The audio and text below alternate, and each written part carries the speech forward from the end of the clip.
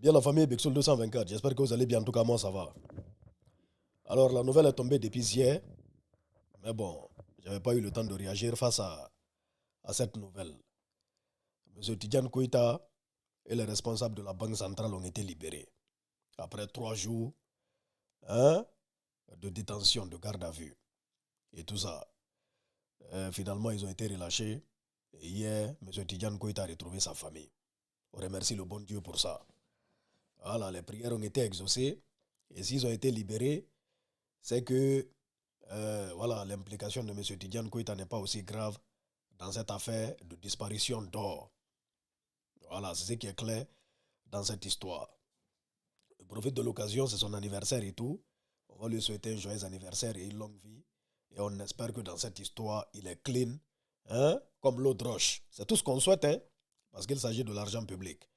Voilà, selon des explications que j'ai vues, euh, M. Tidjane Koïta, il n'est pas impliqué dans la disparition de l'or. Selon les explications que j'ai vues, hein. Voilà. Et de mon point de vue, s'il était vraiment impliqué, il n'allait pas être libéré. C'est ça qui est la vérité. Parce que lui, il est le président des orpailleurs. Et il est chargé de quoi? De fournir l'État en or et tout ça. Selon des explications que j'ai vues sur un site, authentique ou pas, je ne sais pas. Il a dit, bon, si l'État a besoin d'or, il contacte M. Tidjane Koïta qui fait la collecte de l'or en question en Guinée et dans la sous-région et qui livre à l'État. Et c'est ce qui a été fait par rapport à l'or dont on entend parler apparemment. Et il y a eu des problèmes du côté de Dubaï avec le transporteur. Et d'ailleurs, selon des informations, le transporteur de l'or est toujours détenu. C'est parce que lui, il a vraiment une véritable implication.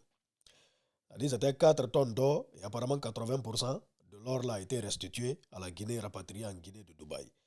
Et les 20% restants sont attendus. Du coup, on dit ils ont été libérés sous condition le moment que la totalité de l'or soit rapatriée en Guinée. En tout cas, il faut que l'affaire soit élucidée et que les coupables répondent de leurs actes, les innocents soient laissés tranquilles. C'est ça aussi. C'est ça aussi. Et hier, j'ai vu un post où, apparemment, bon, je ne sais pas si c'est la famille de M. Tidjane Koïta qui demandait aux gens de ne pas publier ses photos et tout. Mais je tiens à leur dire qu'au contraire, ils doivent remercier toutes ces personnes. Parce que le fait qu'ils soient publiés, le fait qu'ils inondent les réseaux sociaux, peut jouer aussi en sa faveur. C'est pourquoi il faut faire du bien autour de toi lorsque tu as des moyens. Le jour où tu auras des problèmes, hein, vraiment, les gens avec lesquels tu as le problème, ils vont sentir que tu n'es pas seul. Ils vont sentir que tu es avec les gens. Voilà, cette histoire a fait beaucoup de bruit.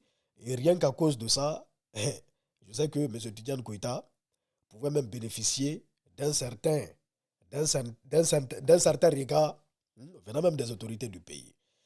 Voilà, ça c'est la vérité. Au contraire, ils doivent remercier toutes les personnes, hein, qui ont partagé ces photos, qui ont partagé des messages de soutien et tout ce qui s'ensuit.